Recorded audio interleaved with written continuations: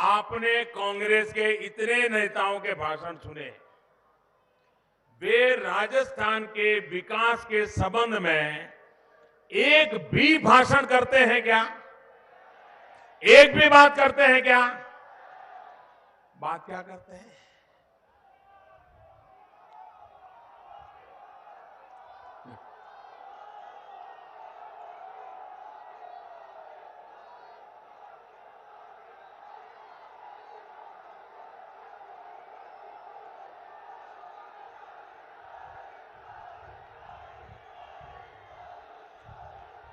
अभी तो उन्होंने नई बात कह दी और ये नामदार है भाई, उनको तो सब कुछ कहने का हक होता है और हम कामदार रहे, हमें तो सुनना ही पड़ेगा जी।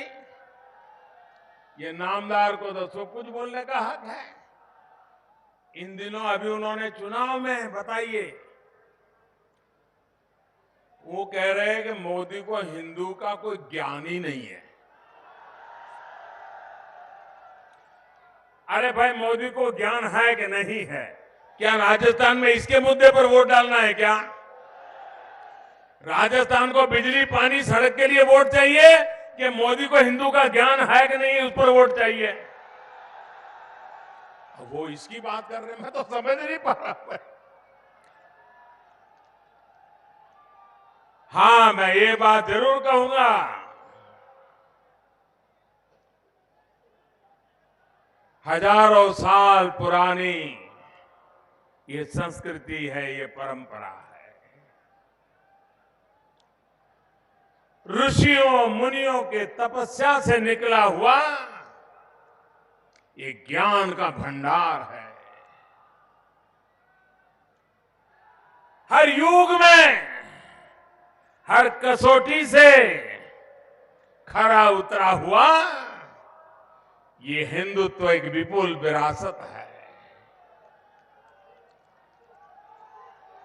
और ये हिंदुत्व, ये हिंदू का ज्ञान इतना अगाध है, इतना अगाध है, इतना विशाल है, इतना चिर पुरातन है, इतना चिरंजीव है, ये इतना हिमालय से भी ऊंचा है, समंदर से भी गहरा है। ऋषि मुनियों ने भी कभी दावा नहीं किया कि उनको हिंदू और हिंदुत्व का पूरा ज्ञान है। किसी ने नहीं किया। ये इतना विशाल है कि कोटि कोटि जन्मों के बावजूद भी इस पूरे ज्ञान को समेटना इंसान के बस की बात नहीं है। ये तो एक छोटा कामदार है।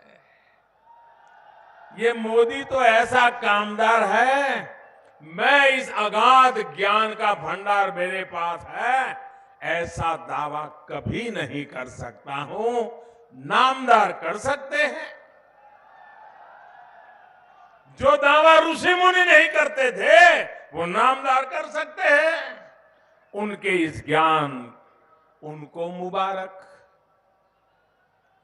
और देश को भी मुबारक, ताकि आपका मन हल्का फुल्का रहता है, जरा मनोरंजन मिल जाता है।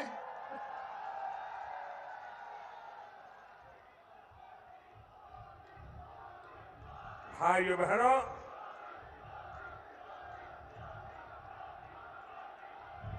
कुछ दिन पहले उनके एक नेता ने सनातन धर्म पर ही सवाल उठा दिए। और ये लोग कैसे हैं जो कहते हैं उनको हिंदुत्व का अगाध ज्ञान है?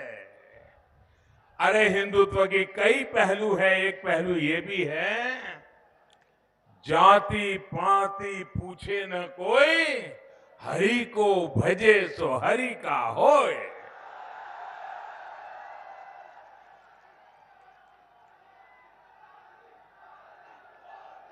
ये हिंदुत्व की एक परिभाषा छोटी सी, छोटा आदमी, गांव का आदमी बता देता है। लेकिन जिस हिंदुत्व का ज्ञान के आप ठेकेदार हो, आप पूछ रहे हो मोदी की जात कौन सी है? ये कहां से हिंदू सीख करके आए हो भाई? ये कहां से हिंदुत्व का ज्ञान लाए हो? भाइयों बहनों, जो लोग हमें हिंदुत्व की बात करते हैं, मैं जरा उनसे पूछना चाहता और कांग्रेस को अच्छा लगे बुरा लगे,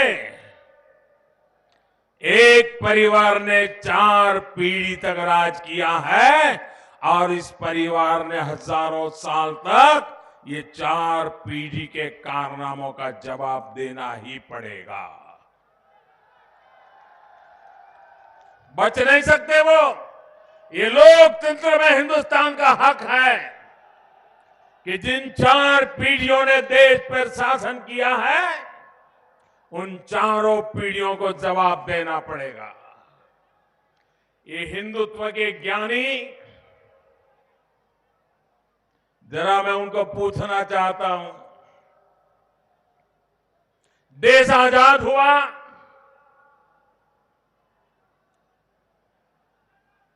गुलामी के कालखंड में आक्रांताओं ने सोमनाथ के मंदिर को लूटा था, बार बार ध्वस्त किया था। देश आजाद होने के बाद गुलामी की इस निशानी को खत्म करने के लिए इस देश के सपूत सरदार वल्लभ भाई पटेल ने सोमनाथ की धरती पर जाकर के समुंदर का जल अपने हाथ में लेकर के प्रतिज्ञा की थी कि गुलामी की इस निशानी को नष्ट करूंगा और फिर से सोमनाथ का मंदिर का पुनरुद्धार करूंगा। मैं ये हिंदुत्व के ज्ञानी को पूछना चाहता हूं कि जब सरदार वल्लभ भाई पटेल ने सोमनाथ के मंदिर के पुनर्निर्माण का संकल्प किया था, तब देश के पहले प्रधानमंत्री और आप ही की परिवार की पुरानी पीढ़ी के महारथी, उन्होंने सोमनाथ मंदिर के संबंध में क्या रुख अपनाया था, वो क्या हिंदुस्तान नहीं जानता है क्या? आप हमें हिंदू सिखाने आए हो? अरे इतना ही नहीं, आज हिंदुस्तान गर्व के साथ भारत के प्रथम राष्ट्रपति डॉक्टर राजेंद्र बाबू का जन्मदिन मना रहा है। उनके जन्मदिन पर मैं भी उनको नमन करता हूं, आदरपूर्वक अंजलि देता हूं और उनके महान कार्य हमें निरंतर अच्छा काम करने की प्रेरणा देता रहे, इस संकल्प को मैं फिर एक बार दोहराता हूं। लेकिन मैं पूछना चाहता हूं, ये ज्ञानी नामदार,